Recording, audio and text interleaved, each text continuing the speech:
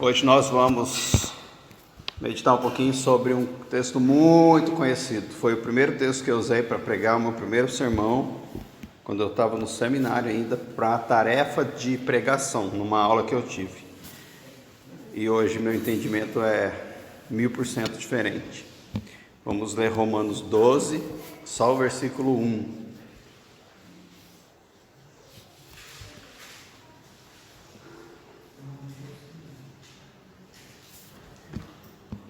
Vou ler na Almeida Revista, tá?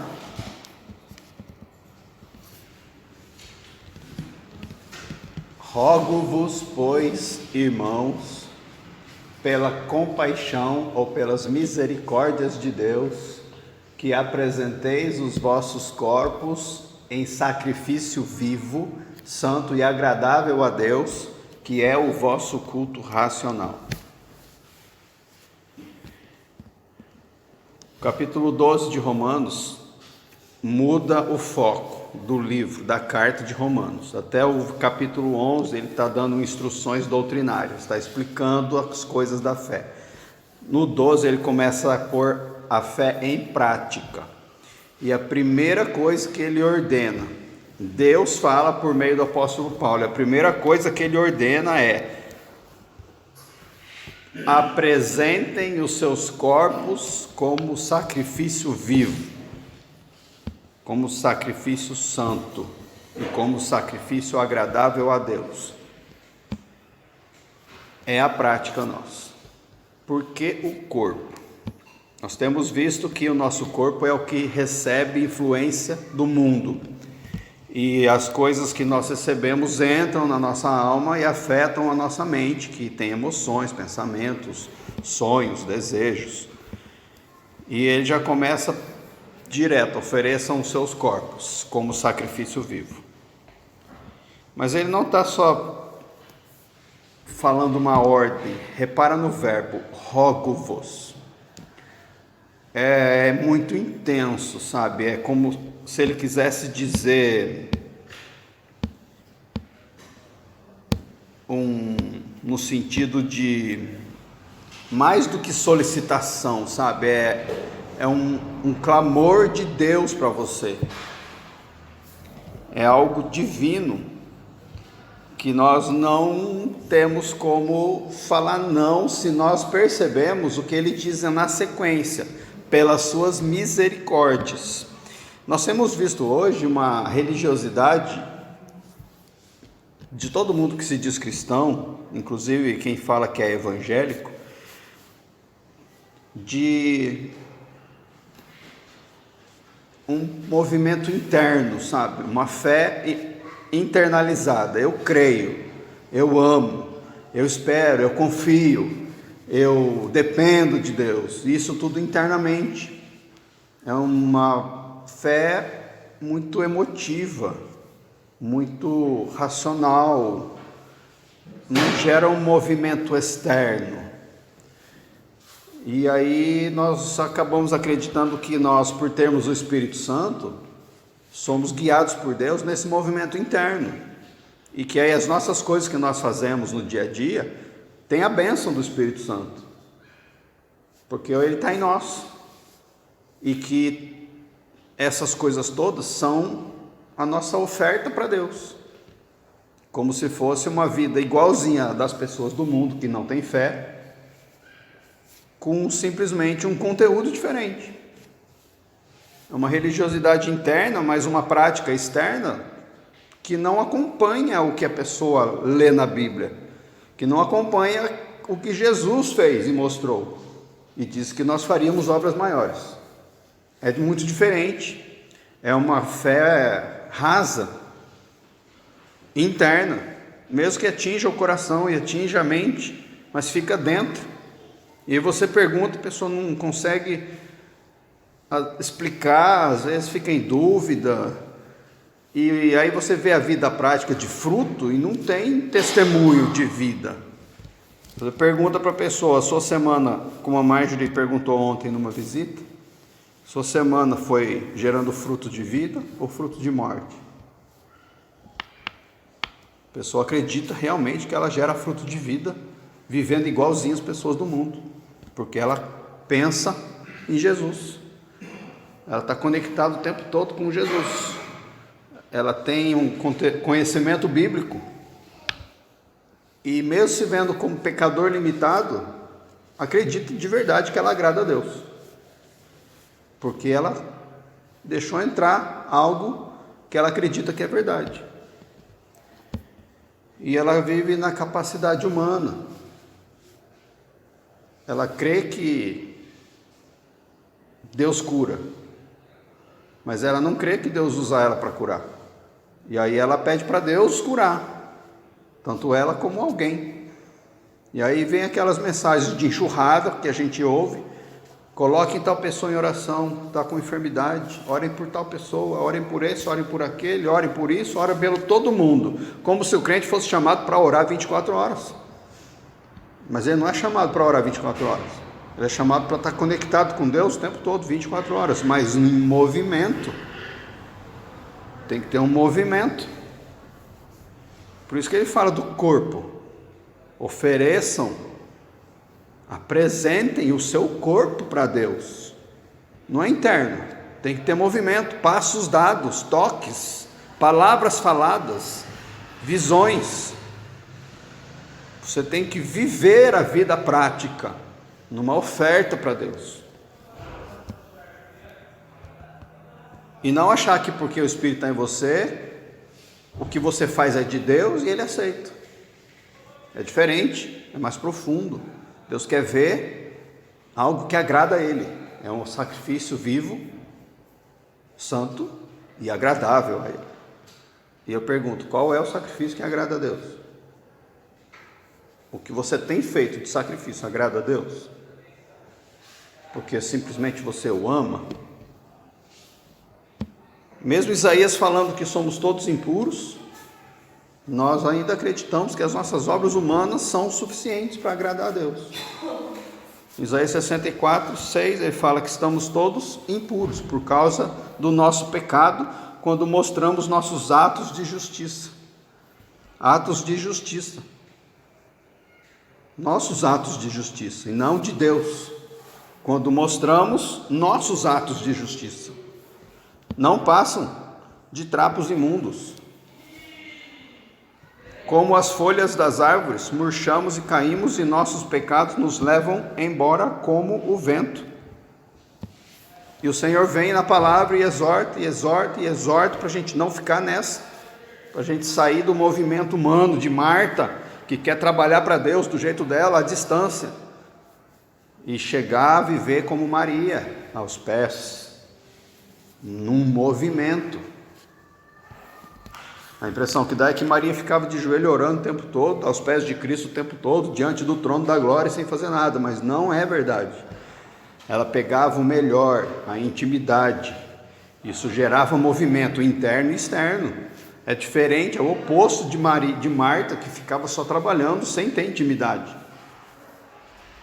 Por isso que Jesus falou que Maria está pegando a melhor parte. E o Senhor vê que nós somos assim, a gente aprendeu a ser religioso.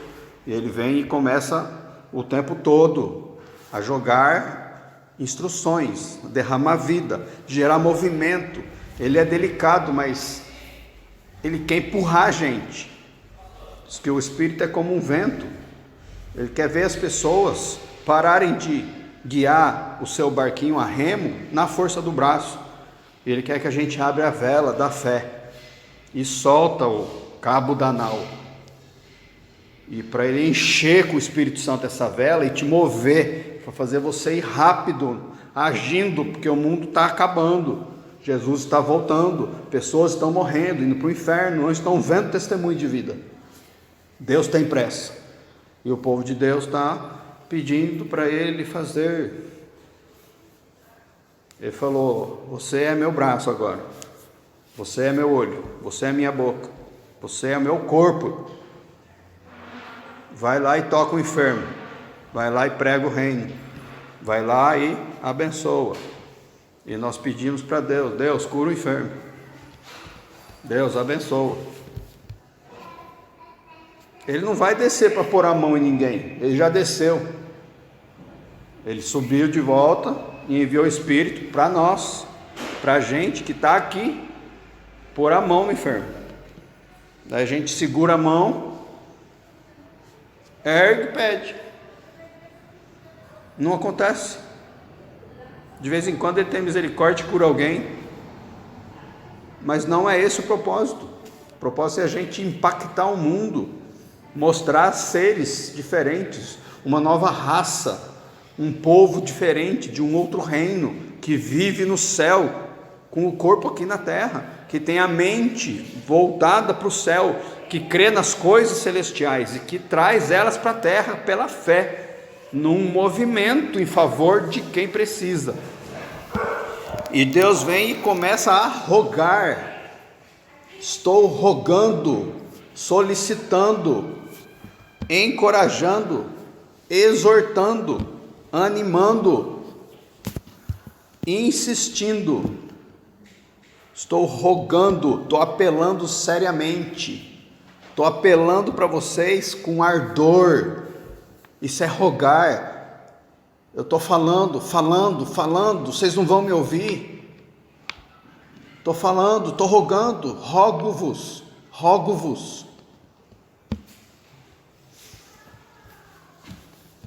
Até quando a gente vai fechar os ouvidos? Esse Deus contra o qual nós pecamos está rogando.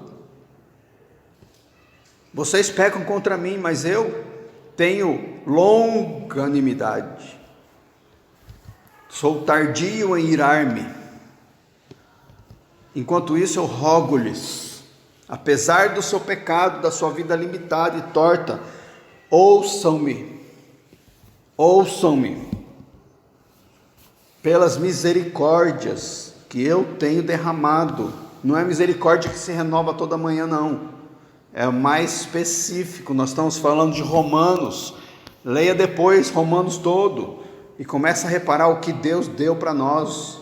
Vou falar algumas misericórdias para a gente entender. Elas têm a ver com os aspectos da salvação que Ele nos deu. Um deles é a justificação de Romanos 3, 21. Pensa na misericórdia de Deus, que veio a seu favor sem precisar vir. A gente estava condenado ao inferno e era justo isso, mas Ele teve misericórdia e nos justificou, dizendo: agora, porém, conforme prometido na lei de Moisés e nos profetas, Deus nos mostrou como somos declarados justos diante dele, sem as exigências da lei. Somos declarados justos diante de Deus por meio da fé em Jesus Cristo, e isso se aplica a todos que creem, sem nenhuma distinção, pois todos pecaram e não alcançam o padrão da glória de Deus. Mas Ele, em sua graça, nos declara justos por meio de Jesus Cristo, que nos resgatou do castigo por nossos pecados. Deus apresentou Jesus como sacrifício pelo pecado, com o sangue que Ele derramou, mostrando assim sua justiça em favor dos que creem. No passado Ele se conteve e não castigou os pecados antes cometidos, pois planejava revelar sua justiça no tempo presente. Com isso, Deus se mostrou justo, condenando o pecado, e justificador, declarando justo o pecador que crê em Jesus. Podemos então nos vangloriar de ter feito algo para sermos aceitos por Deus? Não, pois nossa absolvição não vem pela obediência à lei, mas pela fé. Portanto, somos declarados justos por meio da fé e não por obediência à lei. Como nós não conseguimos cumprir a lei, nós temos obras de justiça falhas. Se você tentar se justificar diante de Deus, Ele não vai aceitar. Por isso que não é uma justiça que vem para nós pela obediência. Nós não conseguimos obedecer do jeito que Ele quer, nós não conseguimos agradá-lo, obedecendo do nosso jeito. Por isso que é só pela fé. Então não adianta você orar, Deus não vai te aceitar. Não adianta você dar dízimo, não adianta você ler a Bíblia, não adianta você ajudar o pobre. Se você faz isso para ser justificado por Deus, para de fazer. Ele não aceita o que você faz. Ele aceitou o que Jesus fez. Ele exige de nós simplesmente fé. Fé no que Jesus fez e em Jesus. Jesus é a porta, Ele é o caminho. Ele é o acesso. Ou você entende o que ele fez, quem ele é, e crê, ou você não tem a justiça de Deus. E ele fez tudo o que precisava fazer. Ele nos resgatou da escravidão, do pecado, nos comprando com alto preço.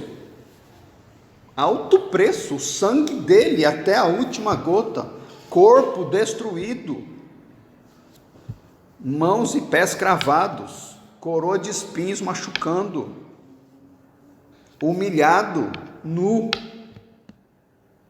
até a morte. Ele já sofreu 3 anos aguentando a nossa pecaminosidade, ensinando a gente todo santo dia, 3 anos, curando todo mundo, expulsando todo demônio, ressuscitando os mortos, a ponto de falar: estou cansado de ficar com vocês.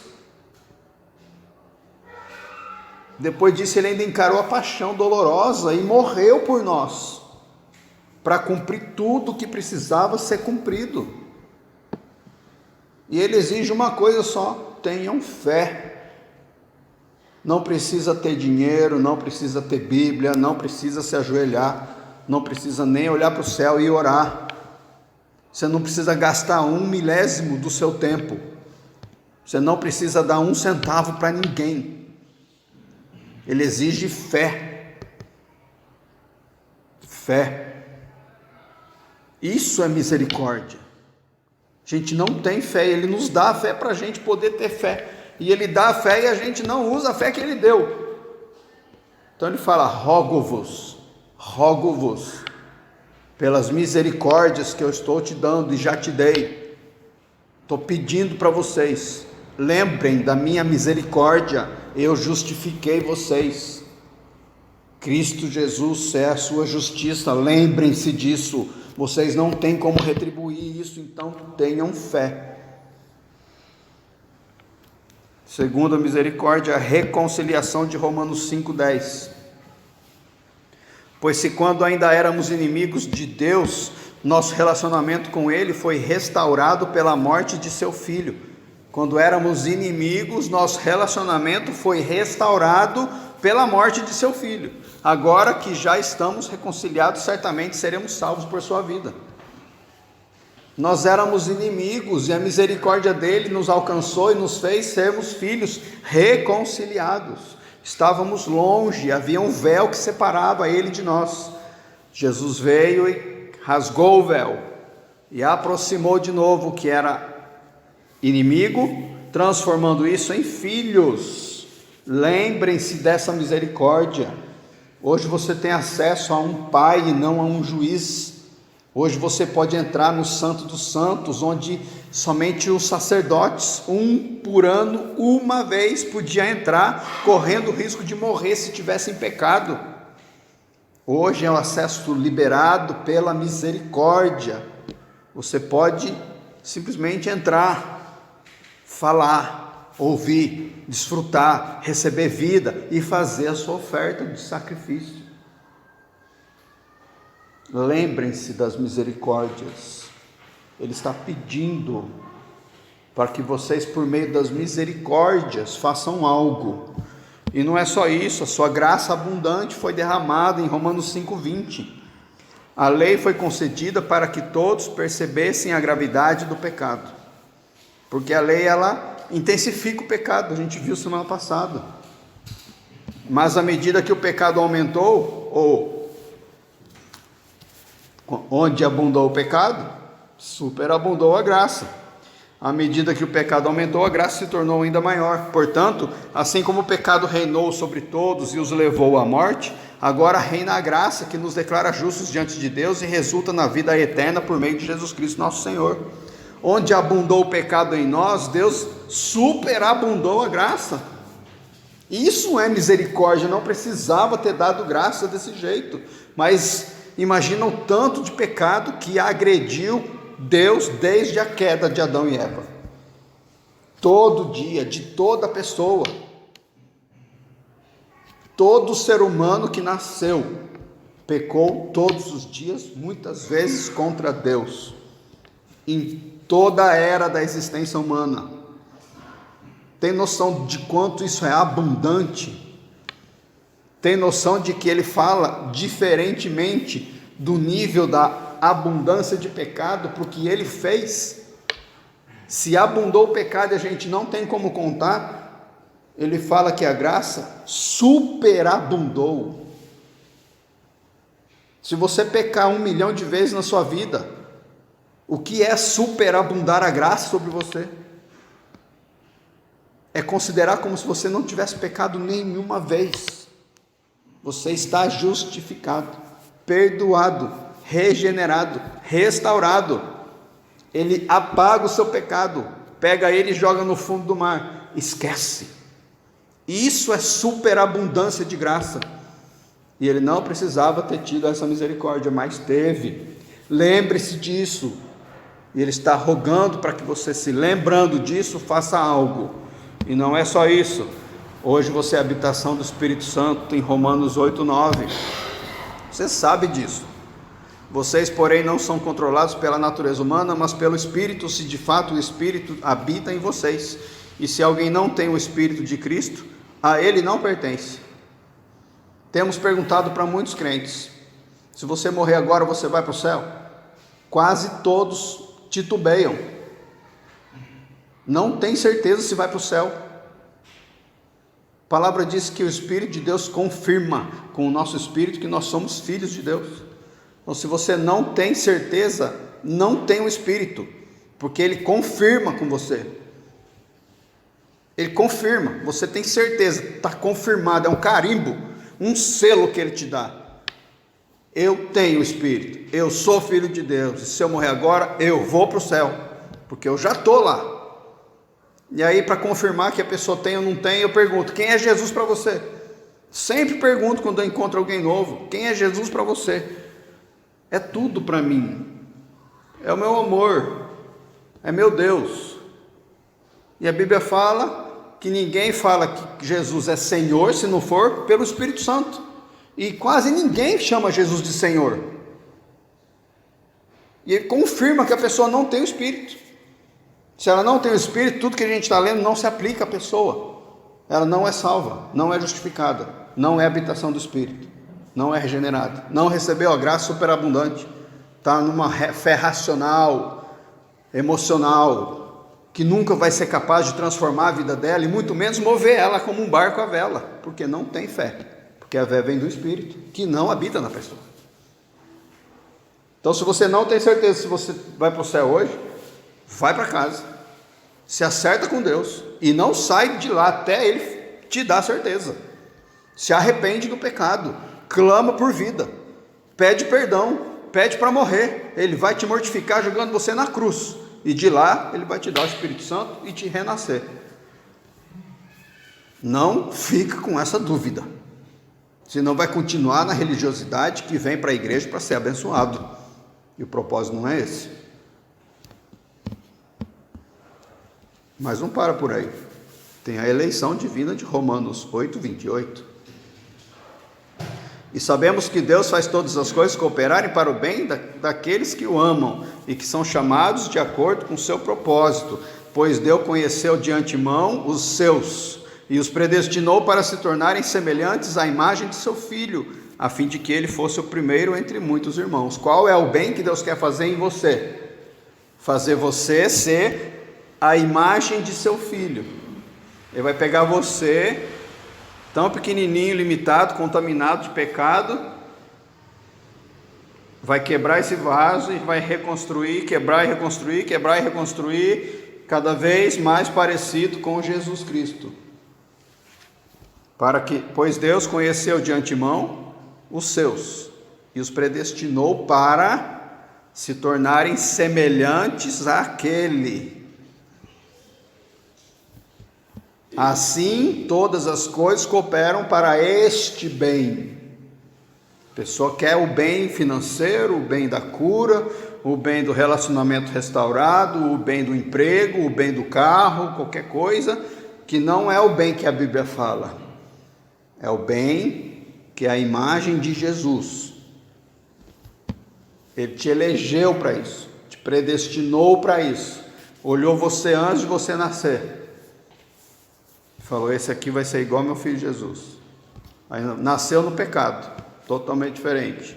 Viveu no pecado, foi influenciado pelo mundo e por Satanás. A carne gostou do mundo, foi se contaminando, enchendo de baboseira na alma, com pensamentos podres, errados, de morte, de desgraça, de vaidade, arrogância, cobiça, inveja e tudo que a Bíblia condena, que a carne gera. E Deus ficou esperando. Chegou uma hora que Deus falou, é agora, vou puxar para mim, é meu, está predestinado, é meu, nasceu para isso. Ele vem e te põe na cruz, quando ele te revela o que Jesus fez. Você crê e responde com sim, eu quero esse Jesus como meu Salvador e meu Senhor. E aí ele te tira desse caos e começa a te quebrar para fazer você ser igual a Jesus. Esse processo de santificação que dura a vida toda, doloroso, que te move a andar e não só a pensar e crer com sentimentos. É um mover-se físico, mas não parou por aí. Mais uma misericórdia é a segurança eterna de Romanos 8:38. Você quer ter segurança eterna? Estou convencido de que nem morte, nem vida, nem anjos, nem demônios, nem o que existe hoje, nem o que virá no futuro, nem poderes, nem altura, nem profundidade, nada em toda a criação jamais poderá nos separar do amor de Deus revelado em Cristo Jesus, nosso Senhor. Não interessa. Deus falou uma palavra maravilhosa, que a gente geralmente não pensa nela com bons grados. Nada.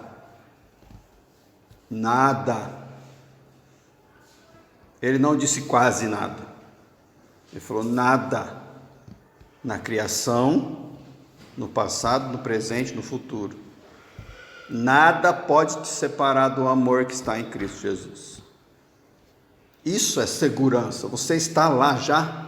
Nada te tira de lá. Não é problema que chega, doença, má notícia, pessoas, assassinos, ladrões, sequestradores, tsunamis, doenças, pandemias, nada te tira de lá, nada. Pode vir Satanás em pessoa, que deve ter uns 4 metros de altura, aparecer diante de você com a espada dele para te pegar, não te tira de lá. Nada. Deus pegou você, era escravo do mundo, filho do diabo, criatura de Deus, mas totalmente servo e obediente ao mal, te pôs em Jesus, te cobriu de amor, te selou com o Espírito, abraçou com as suas asas, te colocou dentro da mão dele e falou que lá é o teu lugar e ninguém te tira. Isso é que é misericórdia. Mas não parou por aí. Ele vai te glorificar no final, lá em Romanos 8:30. Estou falando só de Romanos, que é a carta que a gente está usando. Depois de predestiná-los, ele os chamou, e depois de chamá-los, os declarou justos, e depois de declarados justos, lhes deu sua glória. Menos, né? Menos. A glória. Sério? Não. Vou ligar depois do culto para o Bill Gates, amigo meu. Vou falar para ele contratar você e abrir as portas da Microsoft para você conseguir ser o sucessor dele. Tá bom? Ele vai te ligar amanhã na hora do almoço. Sério? É. Mas tem gente boa lá dentro. Mas não tem o QI, quem indica. E eu estou indicando. Ele é meu amigo. Ele vai te contratar, vai te treinar, vai abrir as portas de promoções e você vai herdar a Microsoft. Nossa, que benção! Vai ser bilionário? Vai. Poderoso? Famoso? Vai. Você vai ter a glória do ser humano da Microsoft, de um dos caras mais ricos do mundo, que vai ser seu. De graça. Você merece? Não. Você sabe mexer com o computador? Não. Sabe programar? É engenheiro? Não. Faz mal. Ele vai te treinar. É tudo de graça, tá? Ele é misericordioso, assim, eu conheço ele. Ele quer fazer isso com quem eu indicar. Mas é uma pessoa só e vai ser você. É isso que o mundo busca. Quero ser o melhor jogador, melhor empresário, melhor psicólogo, melhor na minha profissão.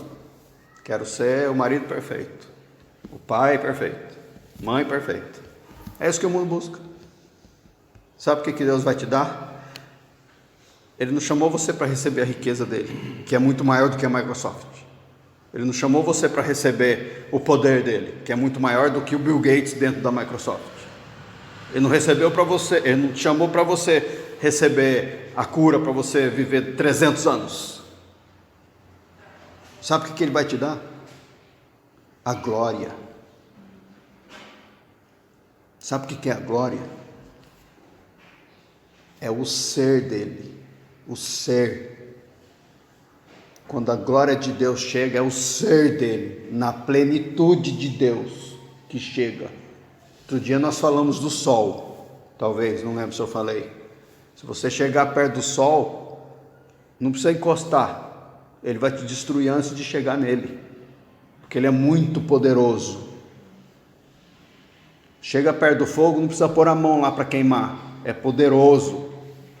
A glória de Deus é como se fosse o sol multiplicado por infinito, e o que chega perto dele, ele queima, de tão santo que ele é. A santidade de Deus queima o pecado. Por isso que na Bíblia inteira isso se manifesta com sinal de fogo. Deus consome as ofertas com fogo, os holocaustos, para queimar o pecado que está sendo perdoado naquela vida. Todo ano você teria que levar lá no templo uma oferta de um animalzinho para ser queimado, para o seu pecado ser queimado pela santidade de Deus manifestada no símbolo do fogo.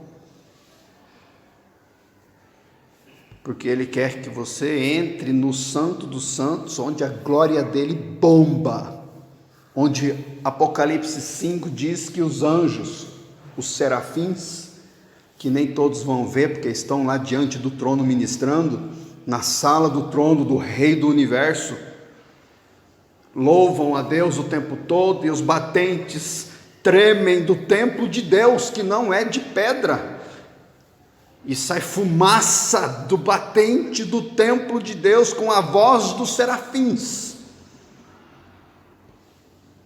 Eles podem entrar lá dentro, eles não morrem com a santidade de Deus. Ele quer que você entre lá. Ele quer dar sua glória. A glória está só lá, no centro, no santo dos santos, na essência de Deus. Ele quer pegar você que era pecador e ainda está sendo influenciado, livrar você disso plenamente e levar você para o céu em formato de Cristo, no caráter, no fruto, nas obras. E aí vai pegar você e te derramar a glória dele. Voltando para o Bill Gates, vamos ampliar para uma coisa impossível. Imagina que o Bill Gates vai te contratar não para te dar a Microsoft, mas ele descobriu uma tecnologia de clonar o seu conteúdo, e agora ele vai te dar o conteúdo todo dele, tudo que ele sabe, que ele tem capacidade, inteligência, lógica, memória, vai ser seu. Você vai ser uma cópia dele, com tudo que ele tem. Você fala, nossa, que legal, dá para o seu Neymar, dá para o seu Einstein. O pessoal tem ídolos. Você já teve ídolos? Você queria ser igual àquela pessoa? Legal, você é igual Bill Gates agora. Isso daí, eu vou chegar lá. De graça? De graça. Você acha que o Bill Gates é igual a Deus? Deus vai te dar ele. A plenitude dele. O que é que você acha que Deus tem para te dar? É tão grande, tão santo, tão glorioso, que a nossa mente não consegue entender. Por isso que ele não explicou, ele nem tentou explicar. Ele falou uma palavrinha só para você ficar imaginando e sonhando e mantendo os pensamentos nas coisas do alto, olhando com os olhos fixos em Jesus. Glória. glória. O que é isso? Eu vou ter. Revela para mim, Deus. Moisés pediu isso. Deus, estou te servindo, trouxe o povo para cá, mas agora me mostra a tua glória. Moisés, não dá. Não chegou a hora ainda. Todo mundo que vê a minha face, olha a outra palavra da glória, morre. Eu vou te colocar na fenda da rocha, vou passar, e quando eu estiver virado de costa para você, você vai me ver. Mas ninguém que vê a minha glória sobrevive. Lá no céu nós veremos Deus face a face, porque nós teremos a glória dele, nós seremos um com ele, iguais a ele, deuses iguais a ele, para servi-lo. Jesus, pensa comigo, é o segundo da Trindade, Pai, Filho e Espírito. Ele veio para servir, serviu plenamente, obedeceu, morreu, ressuscitou, foi para o céu glorificado, na glória. Hoje ele está lá com esse corpo aqui igual o nosso, que a gente conversou essas semanas, mas indestrutível, glorificado. Quando nós chegarmos lá, nós receberemos o corpo dele, porque do jeito que nós nos crucificamos como ele em sua morte, nós seremos ressurretos como ele em sua ressurreição. Com esse corpo glorificado no céu, de ser humano, menor do que os anjos, nós conseguiremos ter intimidade plena com o Espírito Santo, com o Filho e com o Pai, porque nós seremos iguais a ele. É um Deus em três pessoas que está terminando o seu plano redentor, que vai ser consumado quando ele pegar milhões de filhos, trazer para ele e falar: agora sim, não somos só três, somos milhões. Você vai estar lá no meio.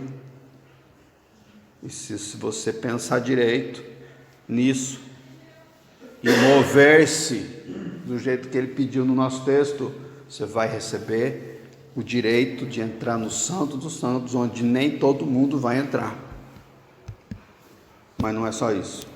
Você recebeu uma herança em Cristo. Romanos 8,17.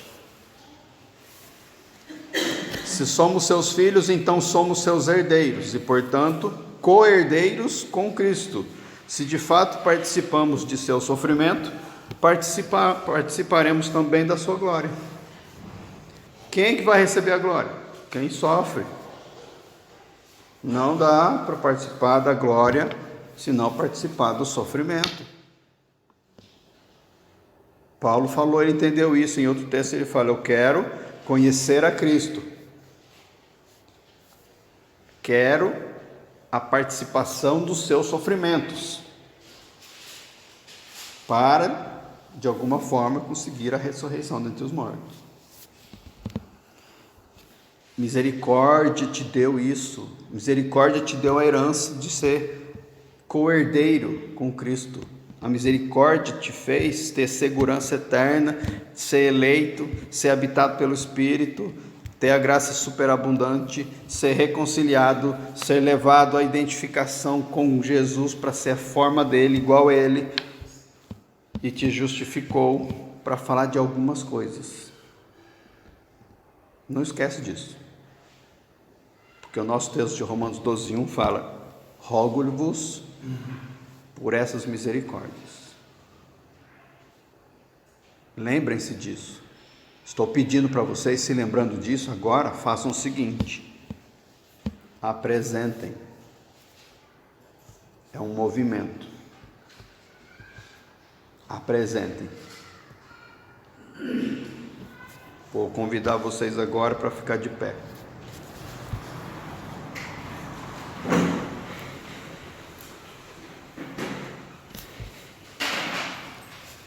Agora dá uma rodadinha.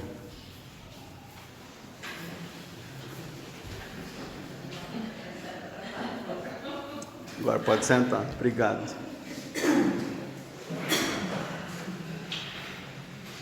Vocês podiam ter ficado do culto sem se apresentar, entende? Vem, senta, ouve, absorve, levanta o pensamento, lembra da história, pede perdão, lembra dos pecados, se arrepende, tudo interno. Não ia ter um movimento. Mas agora a palavra de Deus falou, vocês se levantaram, tiveram um movimento e se sentaram. Isso tem que acontecer todo dia.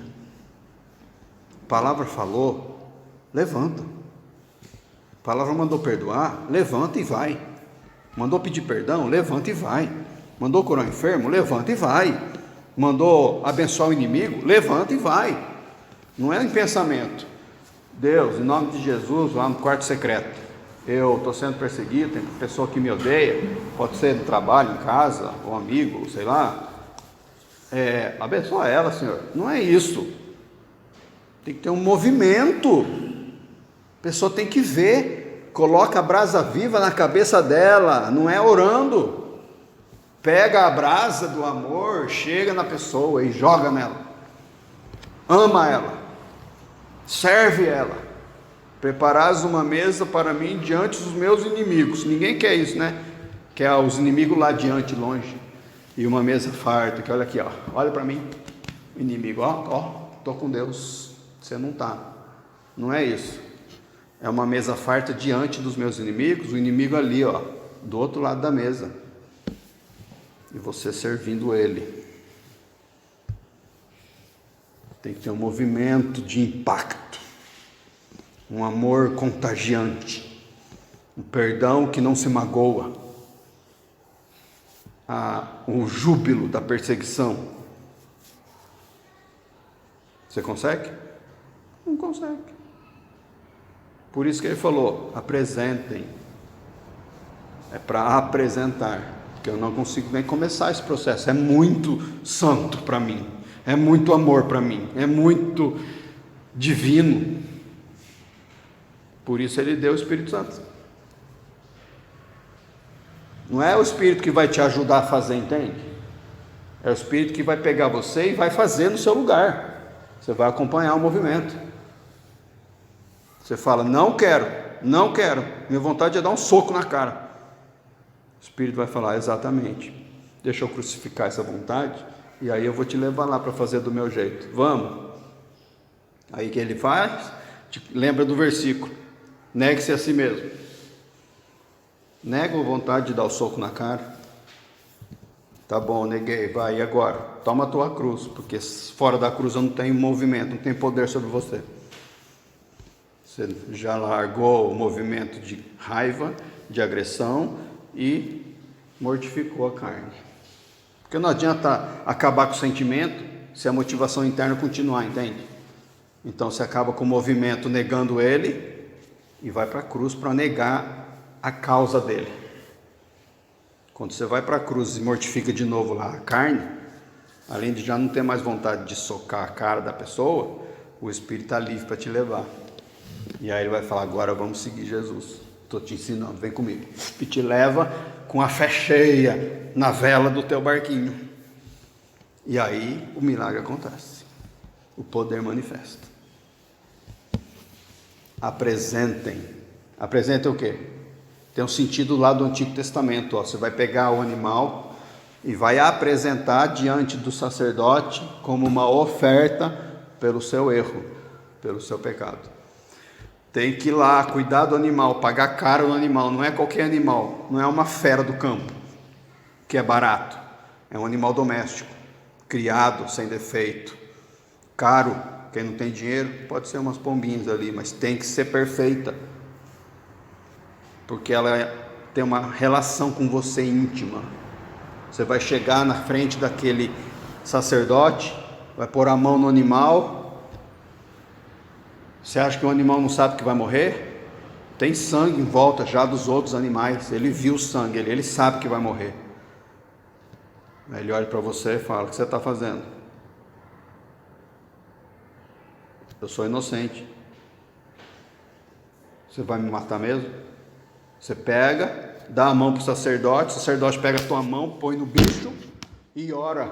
Pai, transfere os pecados desse pecador para esse animal e recebe essa oferta pelo perdão dos pecados dele, em nome de Jesus, para a pessoa ter mais um ano de vida, porque senão ele vai morrer por causa do seu pecado. Aí pega a faca, mata o bicho, e o bicho olhando para você: é culpa tua, estou morrendo por culpa tua, sou assassino, sou inocente. Joga o sangue no altar, bota o corpo para queimar. Como é que fica o seu coração nisso? Louco para sair do pecado e não consegue, porque não tinha o Espírito Santo na época. Coloca fé no Messias que virá. Essa fé é a fé salvadora. Hoje para nós é no passado, para eles era no futuro. Eu preciso de Deus, não quero viver assim, e ano que vem eu vou voltar para essa desgraça, por minha culpa, porque eu vou pecar daqui até lá. Aí o bicho é queimado, e o aroma suave, com cheiro agradável, sobe a Deus. Qual que é o cheiro da carne do churrasco? Não, é do seu coração arrependido de ter feito isso com o bicho. Esse é o cheiro agradável, que sobe com a fumaça.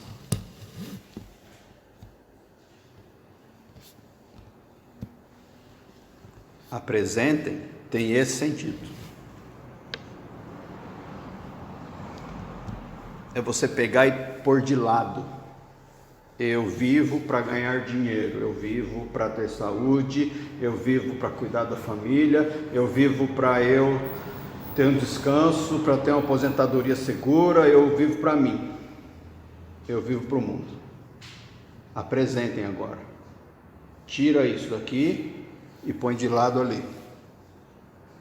Para com isso aqui e começa ali, no reino de Deus. Busca o seu reino, a sua justiça em primeiro lugar. Foi isso que aconteceu com o bebê Jesus, lá em Lucas 2:21.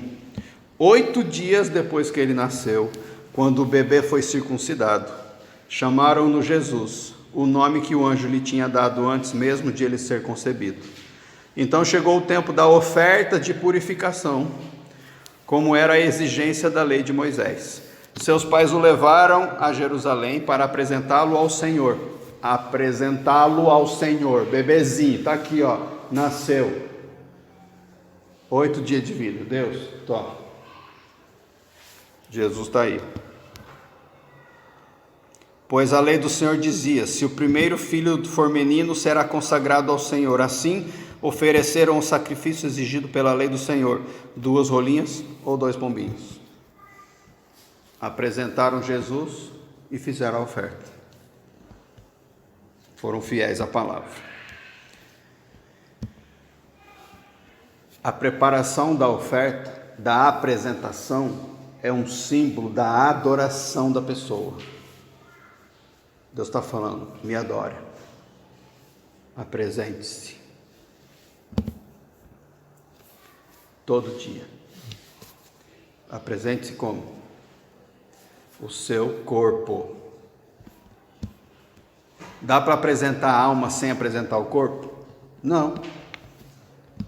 Quando você levantou, sua alma levantou junto. Deus quer que você se mova. Não dá para você fazer um movimento de alma se o corpo não se mover, entende? Quando ele fala: estão com problemas? Ore. Está feliz? Louve a Deus. Está doente? Chama os líderes para orarem pelo enfermo e ele será curado. Está vendo? Tudo tem movimento. Está feliz? Louve a Deus. Estou tão feliz, vou louvar a Deus.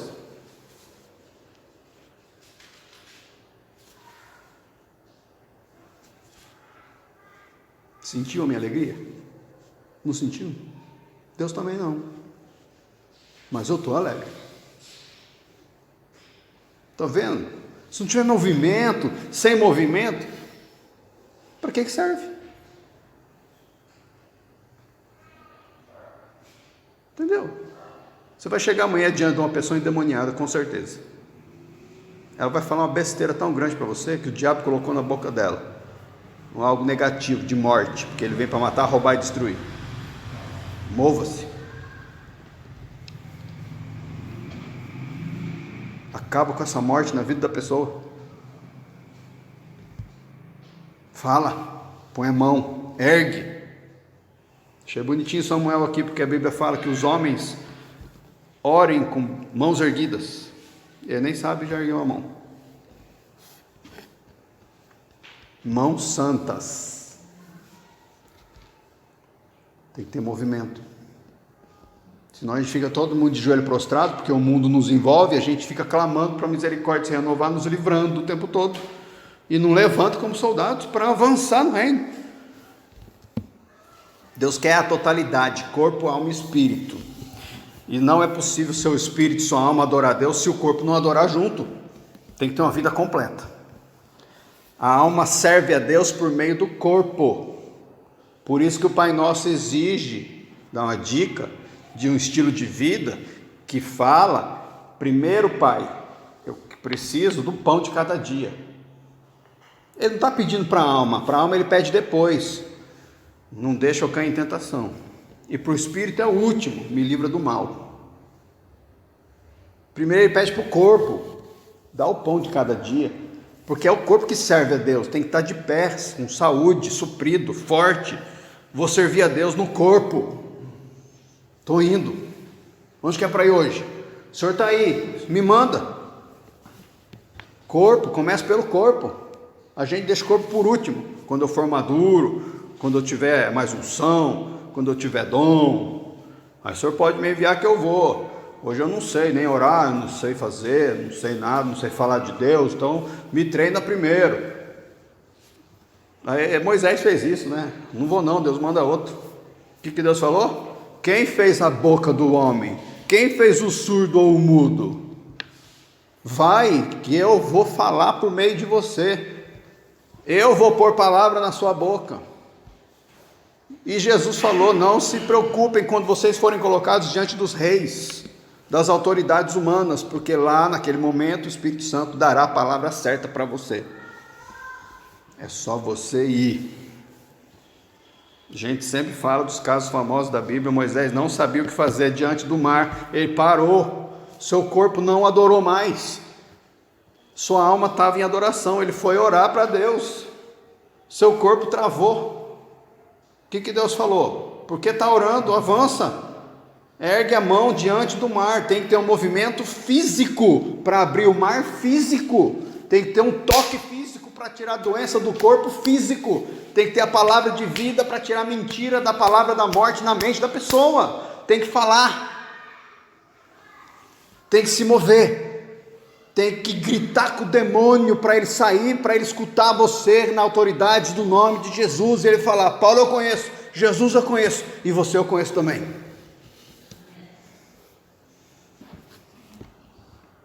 Seu corpo é o veículo de bênção, é o tanque de guerra do Senhor,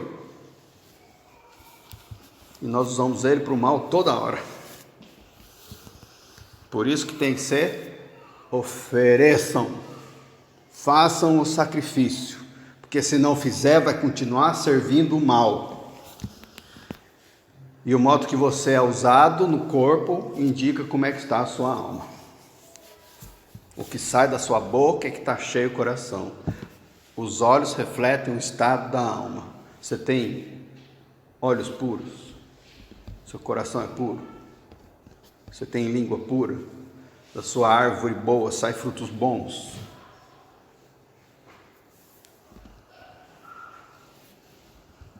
Ninguém pode oferecer-se ao Senhor, ofereçam o seu corpo, ninguém pode oferecer-se ao Senhor se não estiver puro. O animal tem que ser puro, perfeito, imaculado. Não dá para a pessoa querer viver em pecado e se oferecer ao Senhor, vai morrer. Ele não aceita. Pode ser que a misericórdia não mate a pessoa, mas ele não vai aceitar essa oferta. Ele não aceitou a oferta de Caim. Não dá para a pessoa ter uma vida focada em interesses próprios e querer se oferecer ao Senhor. Não dá. Por isso que a primeira bem-aventurança, sejam pobres de espírito. Não dá para ter interesses, valores, sonhos humanos de satisfação, de conforto, de sucesso. Você é humano, tenha esses sonhos na graça. Você é escravo de Deus, escravo não tem direito. O escravo, naquela época, ele era possuído pelo seu senhor enquanto ele estava vivo no corpo e fazia a vontade do seu senhor o tempo todo. Ele era obrigado a obedecer às vontades do seu senhor, sem abrir a boca.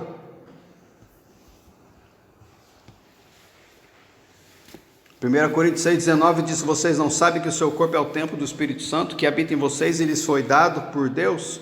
Vocês não pertencem a si mesmos, pois foram comprados por alto preço, portanto honrem a Deus com o seu corpo. A gente esqueceu o que quer dizer a honra na nossa geração. É para honrar. Honrem a Deus. A honra não é uma obrigação, é um movimento voluntário que ultrapassa a expectativa. Eu honro o meu amigo, o meu irmão, abençoando ele além do que ele precisa. Eu honro o meu inimigo, abençoando e amando ele. Eu honro o meu perseguidor, orando para que ele mude, abençoando em oração. Eu honro quem me agrediu, liberando perdão antes de eu ficar magoado. Honre a Deus, que é amor, amando. Mas não é só um sacrifício, é um sacrifício vivo. É vivo. Quando você oferta dinheiro para a igreja, para o pobre, para o cara do semáforo, para o mendigo, é morto. Dinheiro é morto. E se você der dinheiro para a igreja, quero ver alguém que tem coragem de vir pedir de volta. Você tem coragem? Você não tem coragem de pedir o dinheiro que é morto para Deus, como é que você tem coragem de pegar de volta o seu corpo?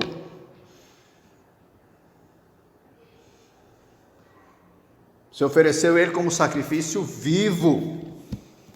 No Antigo Testamento, Deus não aceitava qualquer sacrifício, tinha que ser perfeito. Só que era um sacrifício para a morte. O animal cumpriu o seu propósito morrendo.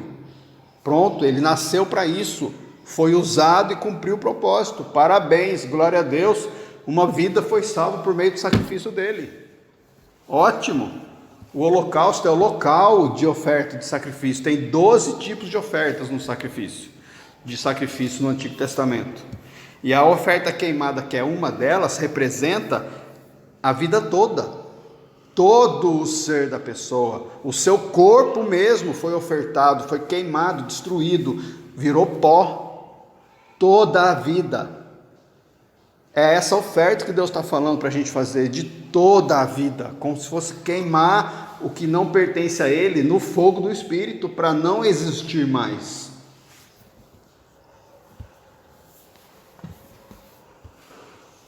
O animal ofertado não tem vontade própria. Você não tem vontade própria.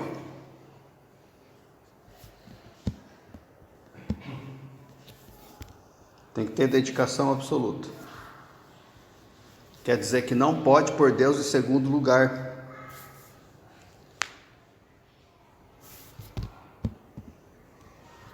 A pessoa fala: Jesus é tudo para mim. Mas cadê a dedicação total então? Cadê a oferta queimada como sacrifício vivo? Que no Antigo Testamento era para a morte, agora no Novo não, é para uma vida. Vida, vai viver, senão ele matava você e levava para o céu. Olha o que Crisóstomo falou: como pode o corpo tornar-se um sacrifício? Que os olhos não contemplem o mal, e isso importa em sacrifício. Que a língua não profira nenhuma vileza, e isso será uma oferta. Que as minhas mãos não operem o que é pecaminoso, e isso equivale a um holocausto. Mais do que isso ainda, tudo isso ainda não é bastante, pois acima disso devemos nos esforçar ativamente em favor do bem. As mãos dando esmolas, a boca bendizendo aqueles que nos amaldiçoam, e os ouvidos sempre prontos a dar atenção a Deus. E dá para ir falando o que é um sacrifício vivo. Os dois têm que ser preparados. O animal, ele era preparado, ele é cuidado, ele é protegido dentro da casa, para não pegar a doença, não se machucar, não ser atacado por ninguém e ficar com defeito. Você cuidava do animal com 1 ano de vida, então você pegava ele, bebê, e levava para casa, colocava do lado do seu sofá e cuidava dele dentro do quarto. Cuidava todo dia, fazia amizade com ele, se bobear, colocava um nome no bichinho. Tem um preparo, tem que manter ele santo, puro, perfeito, imaculado. Depois desse preparo, você ia fazer a oferta. Custou caro isso, para morrer. E tem todo o peso da cerimônia envolvida. É caro, custa. Essa preparação serve para o nosso sacrifício vivo. Você está preparado? Como é que se prepara? Separando o animal. Esse animal não é mais selvagem, não vai ficar na rua, não vai ficar no curral. Ele fica santo, separado. Você está santo, separado. É a principal característica do sacrifício. Primeiro, ele é vivo. Segundo, ele é santo. Porque sem santidade tudo é inútil e sem significado. Caim não é santo. Não adianta cumprir o roteiro. Você pode cumprir todo o roteiro que você quiser. Leia uma vez a Bíblia todo ano. Dá todo o dízimo de tudo que você ganhar. Ora todo dia, hora de manhã, na hora do almoço, antes de comer, antes de jantar, antes do café da manhã, antes de dormir. E faz o seu devocional da Bíblia todo dia certinho. Aí você ajuda o pobre sempre que você puder. Aí você entra no ministério na igreja, vira até missionário. Tá? Aí você pede dom, Deus te dá, você começa a servir Ele no dom a vida toda, profetiza, cura o enfermo, prega a palavra, tudo que você quiser. Faz tudo certinho conforme a regra. Se não tiver santo, perdeu tudo.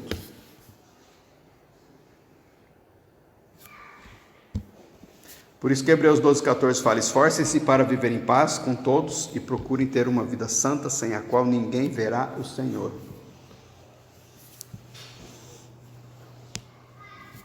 Lembra do amor que tudo espera, tudo crê, tudo suporta? Tudo espera, tudo crê, tudo suporta e tudo sofre. E que não adianta você oferecer o seu corpo para ser queimado. Se não tiver amor, será como um prato que retine, não vale nada. Como um sino que faz barulho, não vale nada. É a pessoa que trabalha, faz barulho, se move, grita, ora, não serve para nada. Não é separado, não faz parte do amor, faz parte do fazer ativista. Tem que estar separado sem contaminação. 2 Coríntios 6,14. Não se ponham em julgo desigual com os descrentes. Como pode a justiça ser parceira da maldade? Como pode a luz conviver com as trevas? Que harmonia pode haver entre Cristo e o diabo? Como alguém que crê pode se ligar a quem não crê? E que união pode haver entre o templo de Deus e os ídolos? Pois somos o templo do Deus vivo. Como ele próprio disse: habitarei e andarei no meio deles, serei o seu Deus e eles serão o meu povo. Portanto, afastem-se e separem-se deles, diz o Senhor. Não toquem em coisas impuras, e eu os receberei. Olha o risco de nós não sermos recebidos. Não é brincadeira. Não toquem, afastem-se da impureza, porque eu quero receber vocês na minha glória. E se você chegar perto errado, não vai ser recebido, vai ser destruído. Eu serei seu pai, vocês serão meus filhos e minhas filhas, diz o Senhor Todo-Poderoso. Olha o termo que ele usa para se chamar: Todo-Poderoso, ordenando, rogando: afastem-se do impuro. Não toquem em nada impuro. Mantenham-se santos.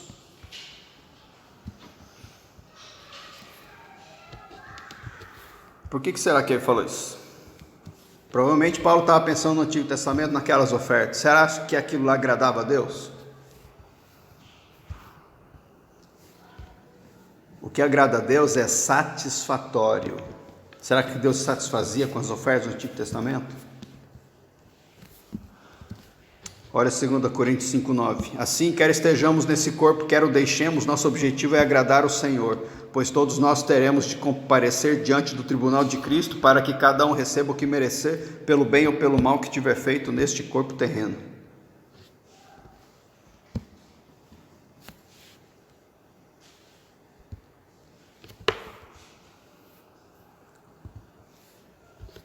Nosso objetivo é agradar o Senhor. No 9. Pois que muito desejamos também ser-lhe agradáveis. Não adianta ser vivo e ser santo. Tem que ser agradável a Ele. A Ele, não a você. Vai doer. Não tem uma vez que Deus me usa mesmo, que eu percebo um movimento espiritual, que eu não sinto medo, angústia, que eu não preciso ir para a cruz. Não tem. Não é agradável servir a Deus. É uma ordem, um esvaziamento. Toda vez. Perdoar não é gostoso, pedir perdão não é gostoso, pregar não é gostoso, falar a verdade para o pecador não é gostoso. Gostoso é fazer promessas. Tem um monte de gente assim. Não é Deus. Promessa de Deus acompanha o movimento do Espírito, que não é gostoso, porque Ele crucifica a gente antes. Depois que você obedece, vem paz, alegria, satisfação, júbilo e uma gotinha da glória. Ai, ninguém segura a gente. Nossa, obrigado, me usa mais. Aí Ele vem usar, se retrai de novo. Não, ainda não, daqui a pouco. Igualzinho Moisés. Imagina a alegria de Moisés vendo o mar abrir, mas antes ele precisou renunciar e falar: manda outro, manda outro, manda outro. Toda vez é assim.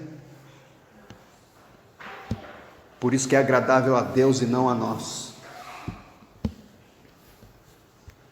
Deus não aceitava direito as obras do Antigo Testamento, sabe por quê? Porque elas não eram agradáveis. Por que não? Porque apenas os sacrifícios vivos dos seus filhos o agradam, e os animais não ficavam vivos, e os outros ainda não eram filhos, eram pecadores sem o Espírito. Por isso que o Salmo 51 fala: tu não desejas sacrifícios, do contrário eu os ofereceria. Também não queres holocaustos. O sacrifício que desejas é um espírito quebrantado. Não rejeitarás um coração humilde e arrependido. Esse é o sacrifício. Tem que ser vivo, santo e agradável. Como o seu culto racional. E a gente vai parar por aqui. O que é um culto racional?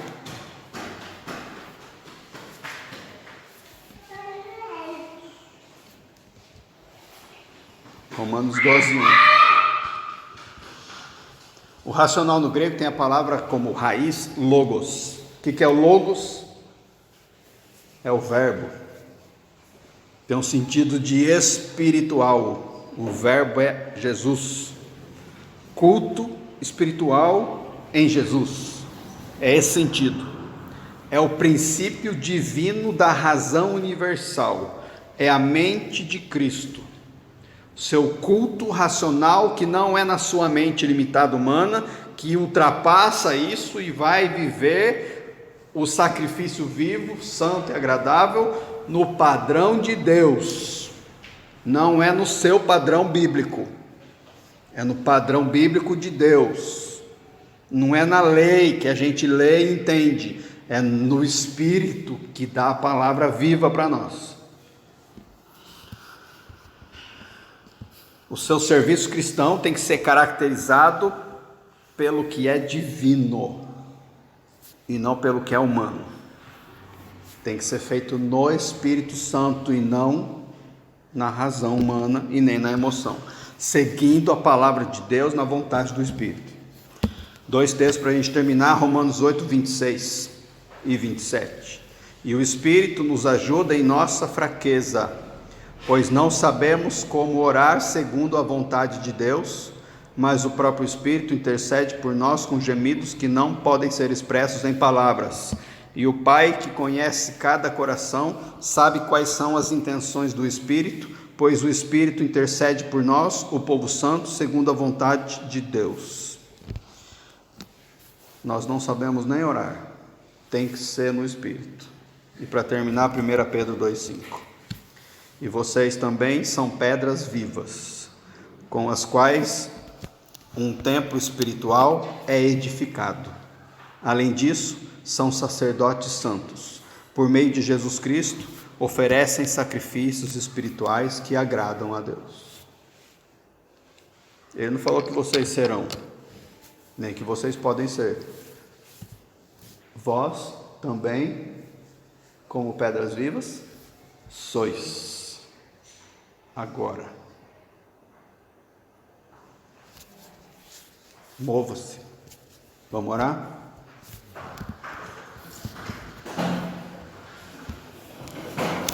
Hoje eu falei demais, era para ser rápido, de novo. Em nome de Jesus, Pai. Misericórdia, Senhor. Mais misericórdia. Nós precisamos de mais misericórdia. Olha para nós com bons olhos, Pai, em nome de Jesus. Nós queremos ter essa vida de movimento, para a gente não ficar paradinho, Senhor, como covardes, como medrosos, como passivos, negligentes, desorganizados, indisciplinados. Nós temos a tendência, pela nossa natureza humana brasileira, de empurrar as coisas com a barriga, Senhor, e nós também temos a tendência de deixar para depois. Nós ficamos postergando, Senhor. Depois eu leio, depois eu oro, depois eu sirvo, depois eu desenvolvo a salvação. Depois eu vou abandonar o mundo. Só mais um pouquinho, só mais hoje. Amanhã eu começo. Eu não vou jejuar não, Senhor. Não estou afim agora. Confirma aí comigo primeiro. E aí nós ficamos enrolando o Senhor, entristecendo o Espírito. Podemos apagar Ele. Nos perdoa, Senhor. Nos perdoa.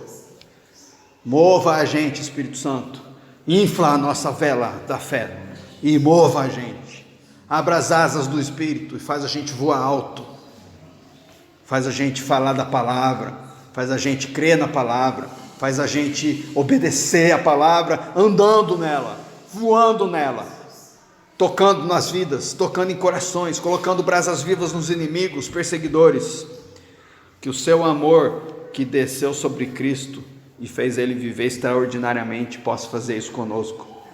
O mundo está carente, nós estamos carentes, e a solução está aí, Senhor, em colocar a nossa vida como oferta no seu altar, e ali tudo vai ser suprido, tudo, e nada vai nos separar do seu amor, nada.